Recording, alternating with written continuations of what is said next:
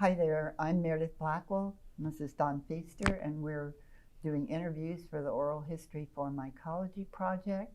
And we're here today to interview Mary Berbee, a longtime collaborator and friend and Mycological Society of America member.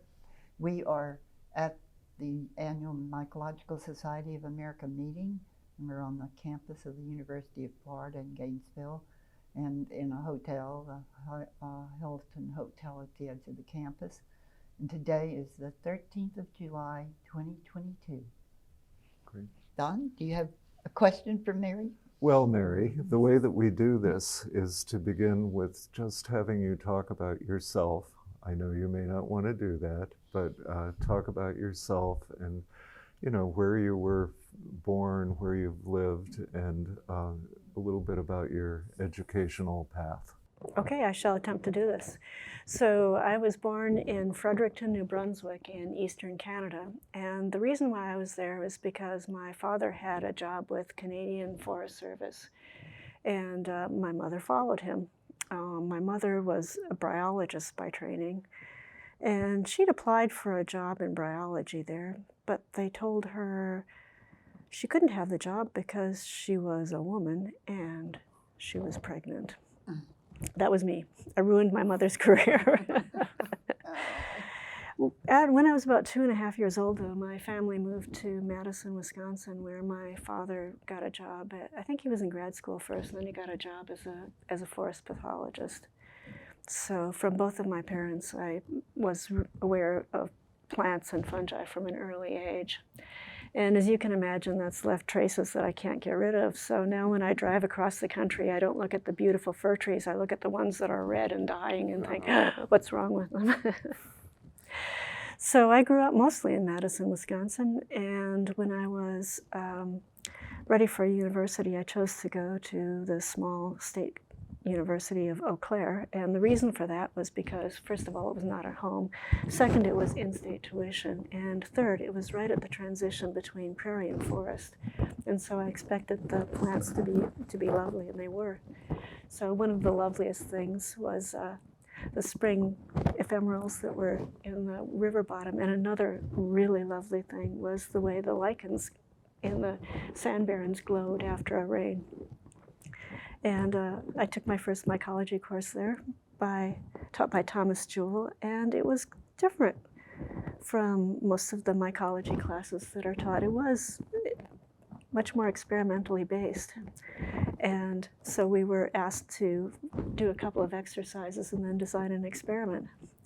And my experiment was on sectoring in Fusarium. Totally didn't work, but I had a great time doing it. And so I think I've always liked phylogenetics more than anything else, but from that gift of that class, I took with me a sense of mycology as a broader discipline than systematics, and that was really valuable. Let's see, I left the University of Wisconsin-Eau Claire because I was offered a summer job with Forest Service, which sounded pretty cool on the East Coast. And I left without completing my organic chemistry lab and without completing my mycology class. And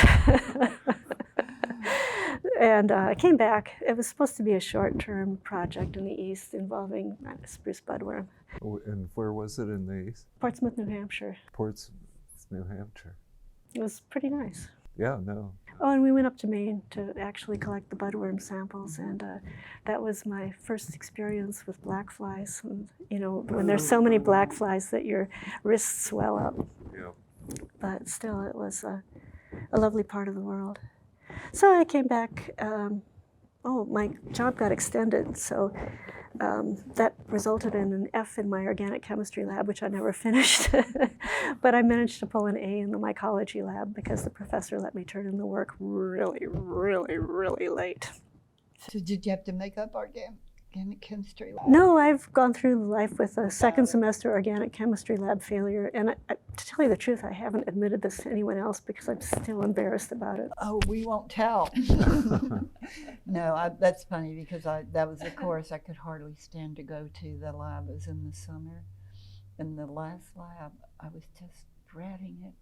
And I got to near the building and it was surrounded by police. And someone had called in a bomb threat. So there was someone who You felt weren't the like only one. I did. Yep, that was an interesting time. So I overheard the organic chemistry prof at one point saying that women really didn't belong in chemistry. Yep, they don't even finish their courses. They don't They're even finish their quitters. courses. They're quitters. Proof! Yeah, so anyway, I went to the University of Minneapolis after that because,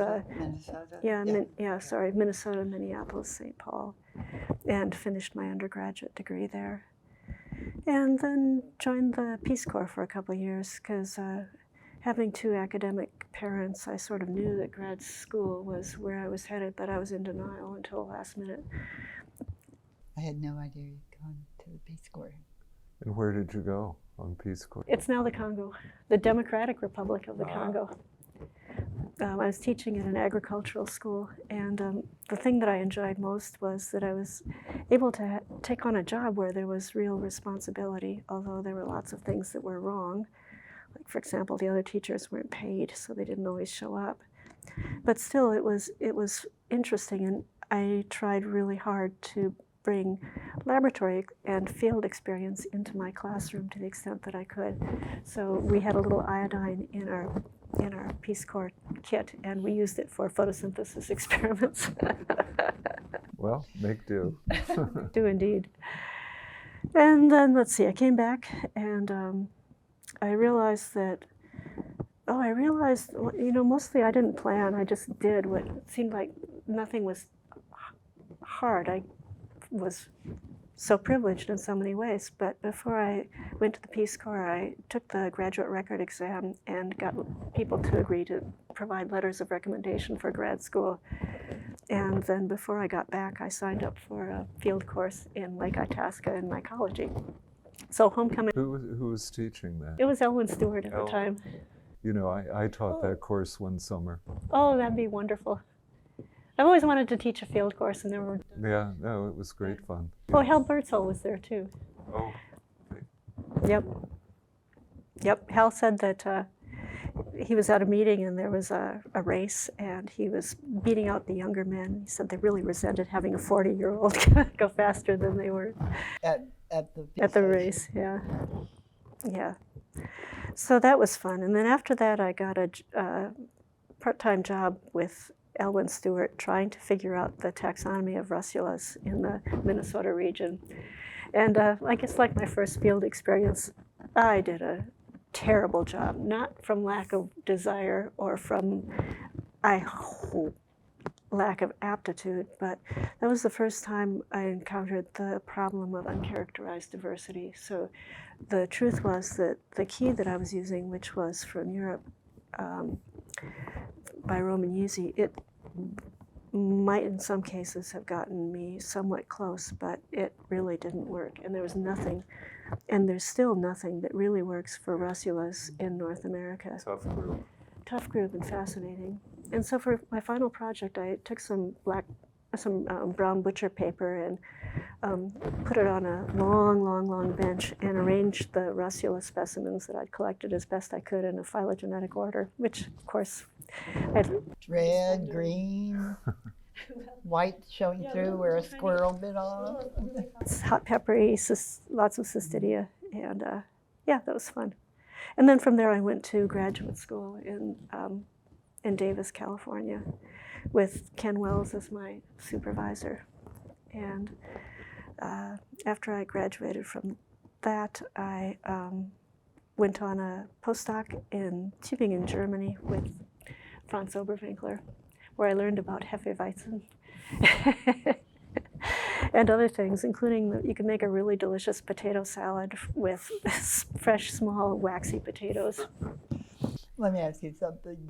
So you'd been doing electron microscopy? I'd been doing electron microscopy because that was the end tool. Well, that seemed like the one way you could get at phylogenetics, which was what I really wanted to get at. So I fantasized about finishing my career with a 10-page paper that told everything about the evolution of fungi. I wanted it short and simple.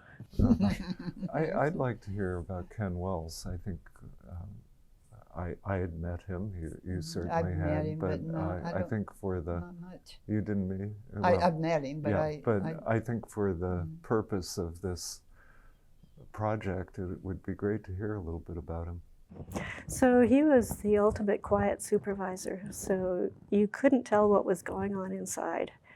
He would provide quiet suggestions, and you wouldn't really realize that you were just told you were doing it all wrong.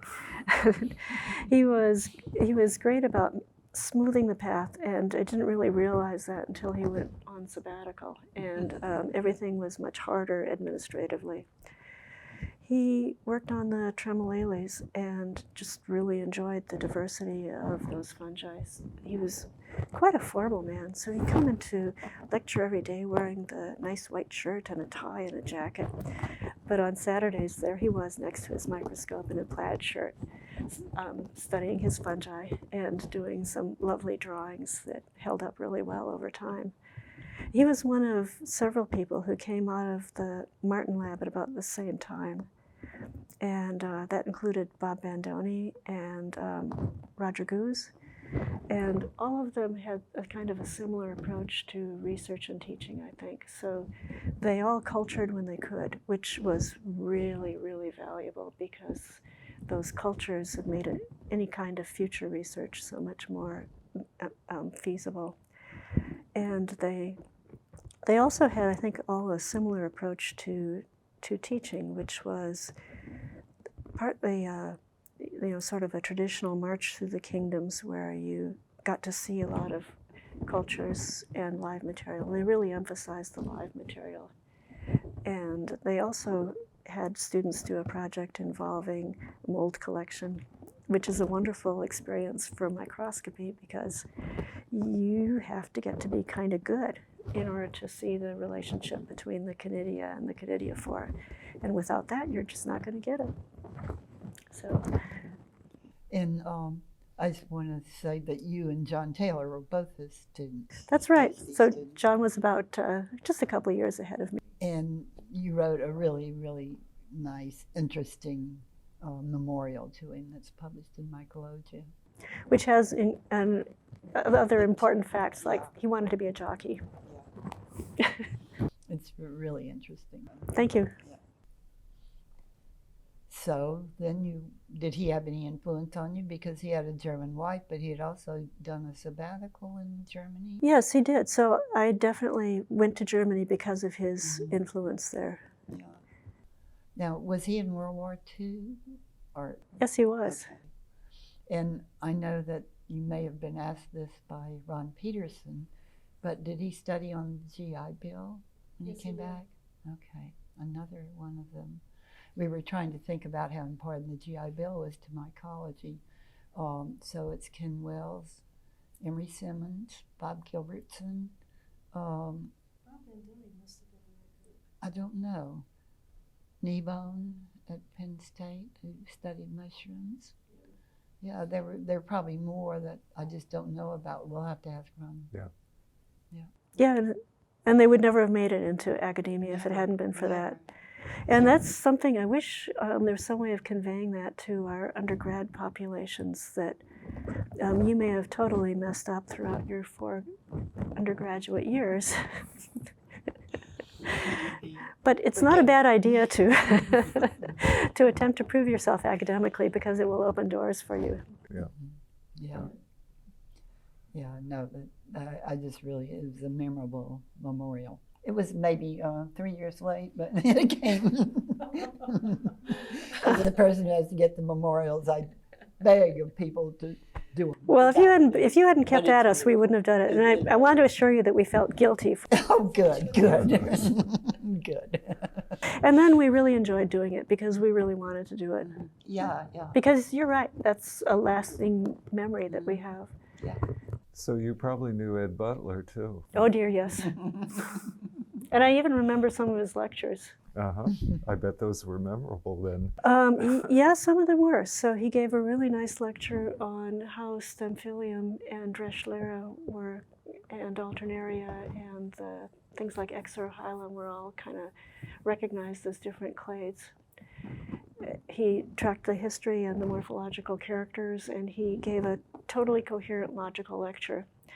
On the other hand, there was a lecture where we came in and he started talking about the fact that the oil in his backyard was all disappeared, and he attributed it to fungi that could use hydrocarbons.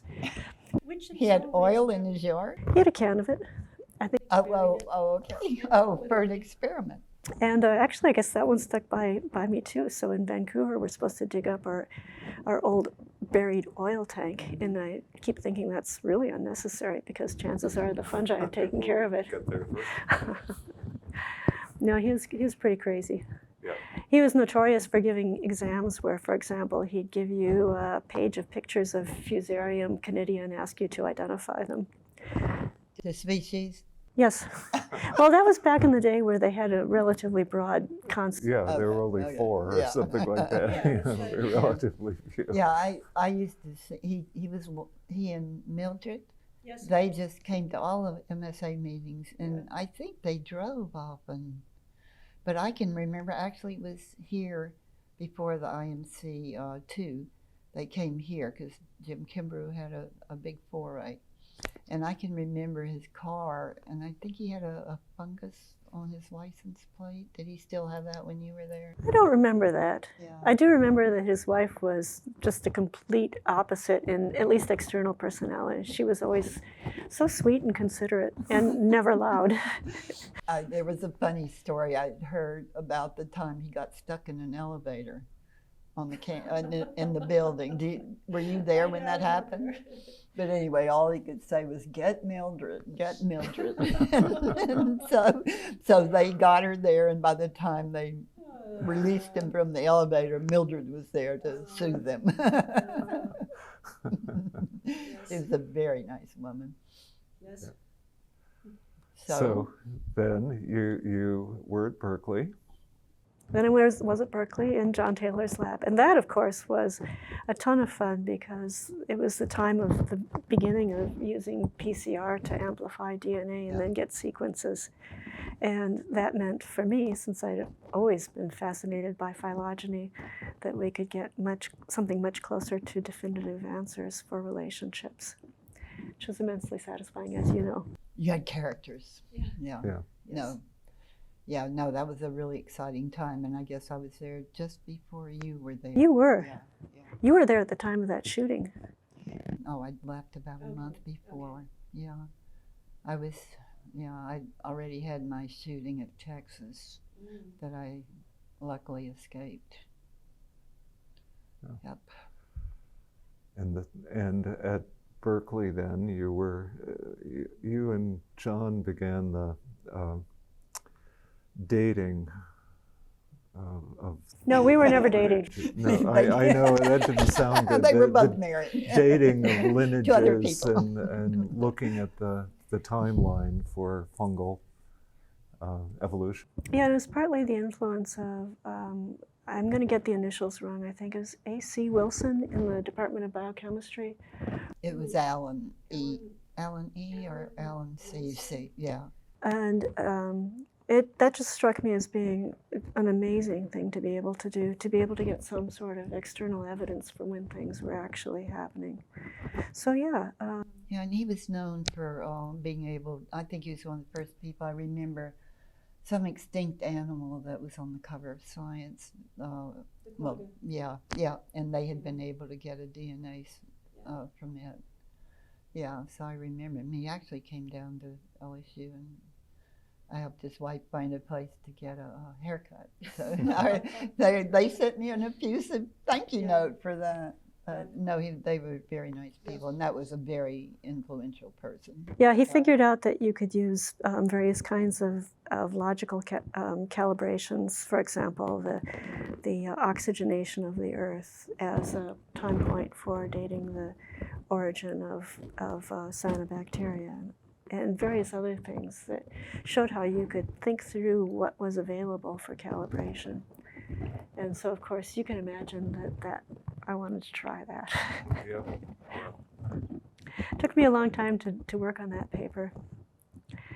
And the paper was rejected by the Canadian Journal of Botany. And from this I learned that when you do something that's a little bit different, it can be very difficult to get it published. And that was a little different. So the reviewers didn't understand really what the basis was for estimating divergence times from a calibration point. And so we redid that as carefully as we could, and we resubmitted the manuscript, and it was eventually accepted. Same journal. Same journal. Yeah. And then you had a follow-up paper a few years later. Yeah. Those are highly cited. They are. Both of them. Yeah. Yeah. So Berkeley then?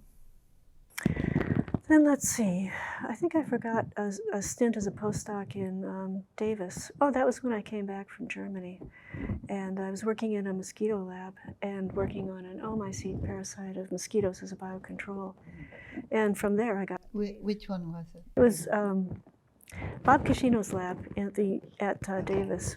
Yeah, and it was the oomycete. Oh, what is the name? It was of used to be Legenidium giganteum, but yeah. what was obvious from looking at it was really a Phytophthora sort of thing, not a let. Yeah, because I was going to tell you, down in Louisiana we have something that's very similar, and it infects horses, dogs, I think, and yeah, it's pretty bad, and it's the lab that discovered it. They were studying the Pythium that's known to infect animals. Yep. Yeah, so this one was very close. Yes. Yeah. Yes.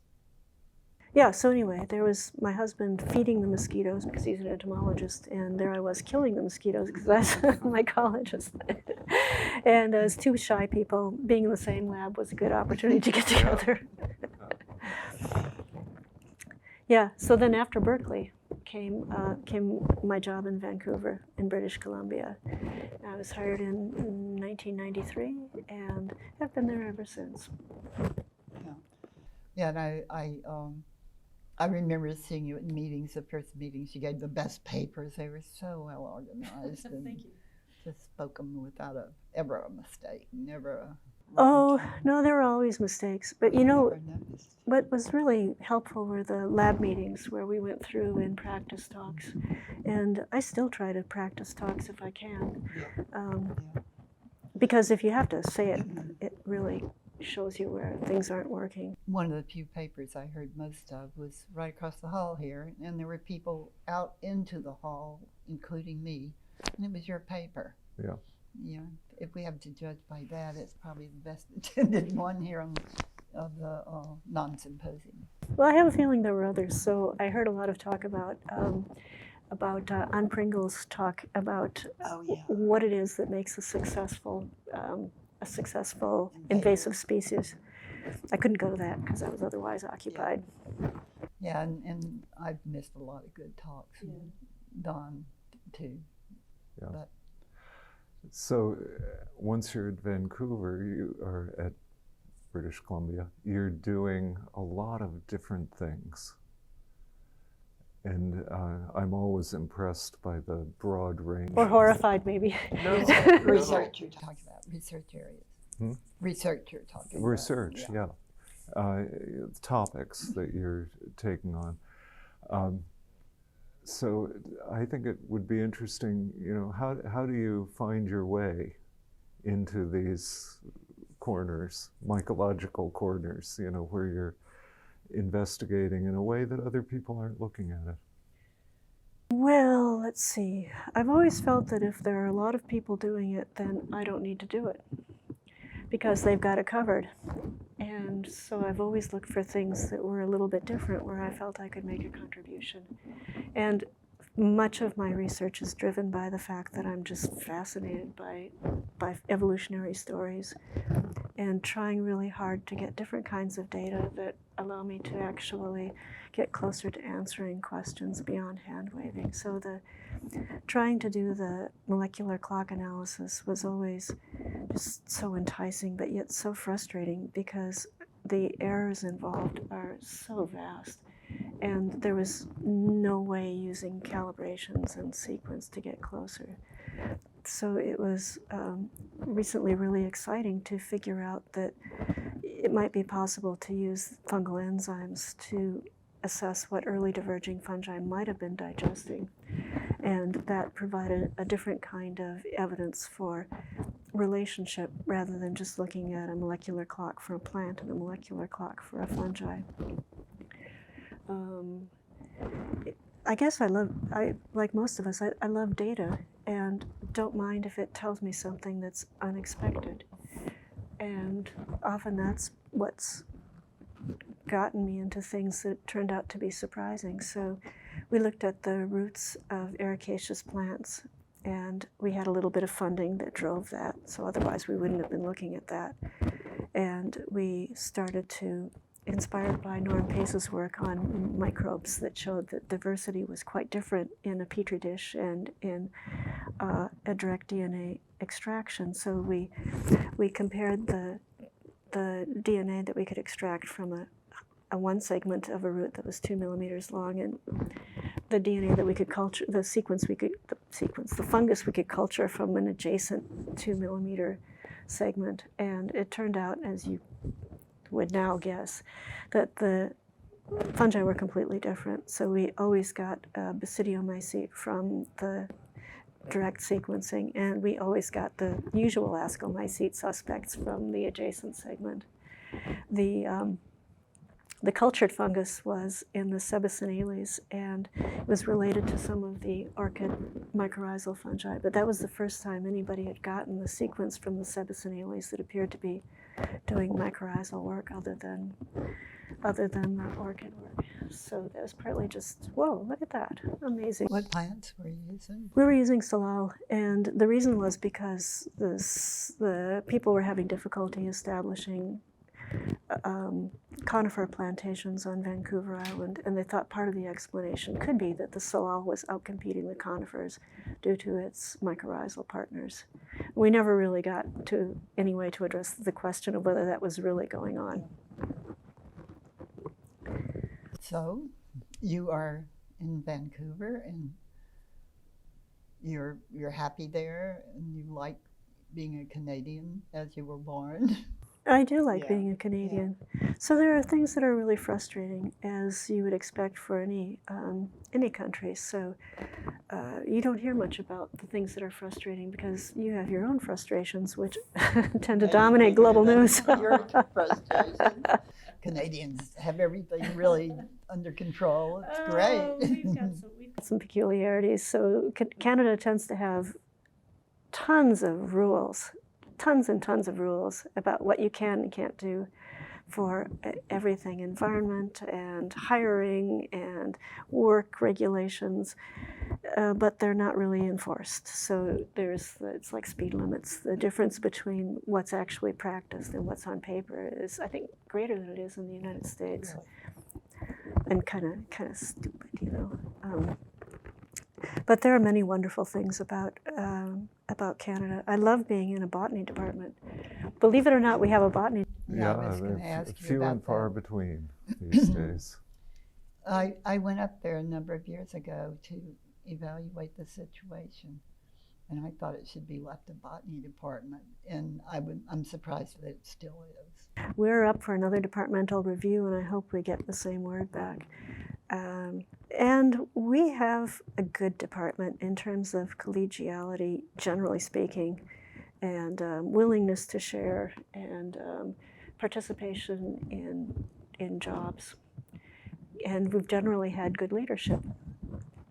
So that's... oh, and I have a culture technician. Well, I don't have a culture technician. Our teaching has a culture technician, which is a true blessing. Oh, yes. That means a lot to teach the way that you want to teach. Yeah. You're not tied to one house that can supply you a few fungi. Yeah.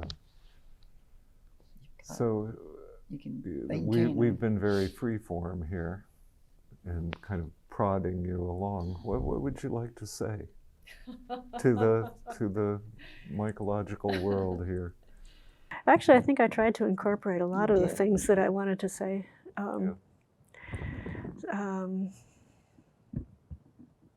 See, we've told students they should look at these and pick advisors.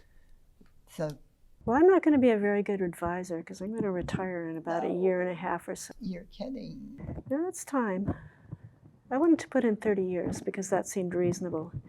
And I do notice gaps increasing in my mental abilities. So what was the name of that plant again? Well, Time for another generation. There's another, is it a plant product I see advertised on TV all the time that we can all take? Maybe. Well, it's been great to talk to you. And this is important to No, you've done so many really important things. Yeah. Yeah. Yeah. Good. So Thank you for getting after me. It was fun to remember some of those people and places.